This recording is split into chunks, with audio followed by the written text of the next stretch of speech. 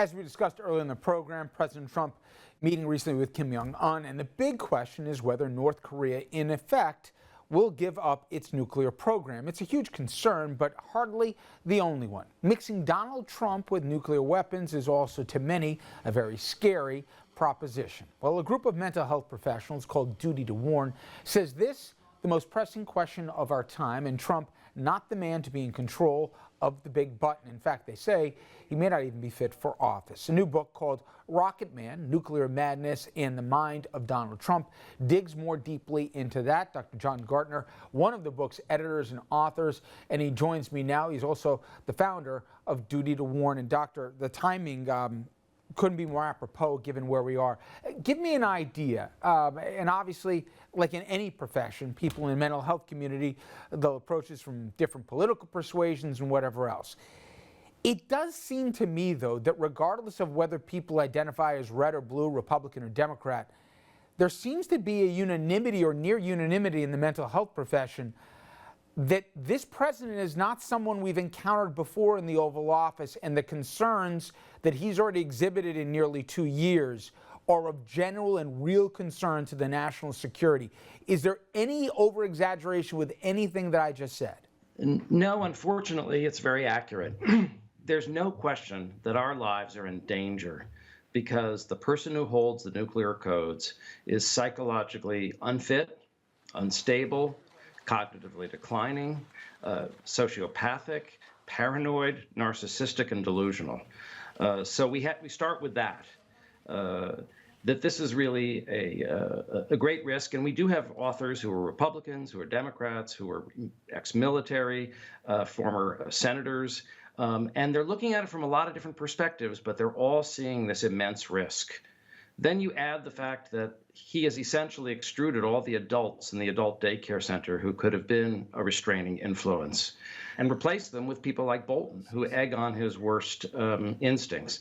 And finally, you have the stress of the Mueller investigation, which is pushing him towards doing something desperate to reassert his sense of power and dominance. And I want to get to that in a little bit, Doctor, but you sit around, for dinner or you grab a cocktail, and you'll hear people saying, you know what?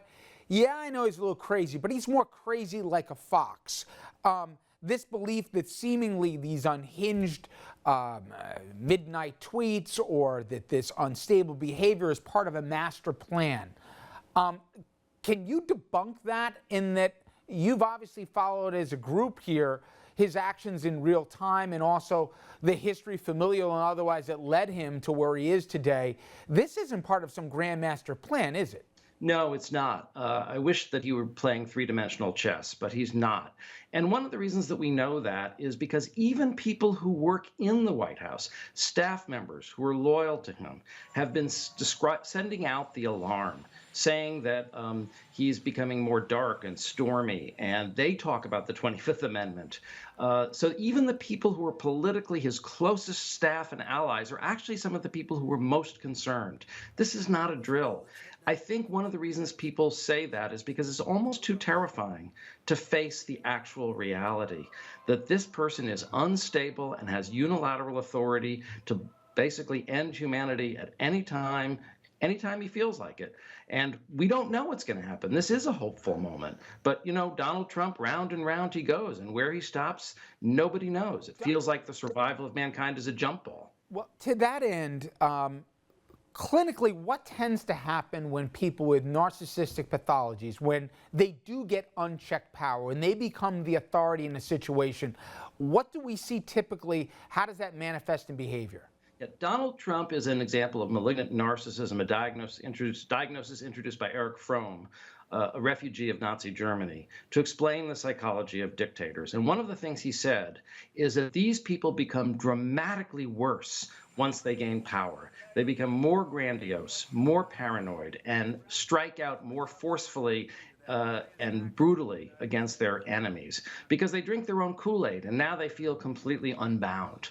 This is exactly what we've seen happen with Donald Trump. Instead of pivoting and becoming more presidential, we don't talk about pivoting anymore.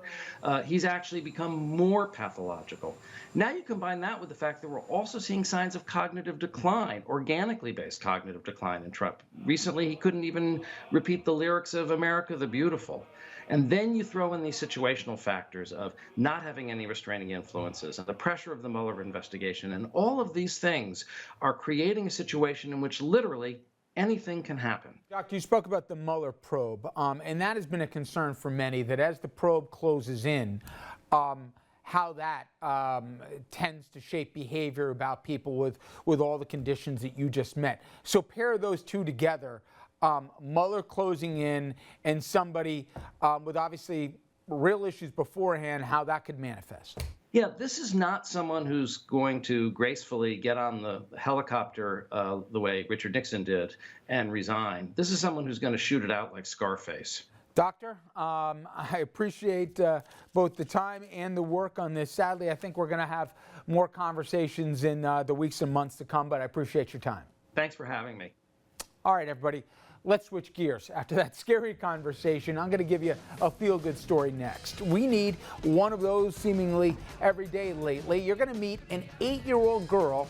She plays Led Zeppelin on the drums, and trust me, you got to hear it and see it to believe it. We'll have that straight ahead.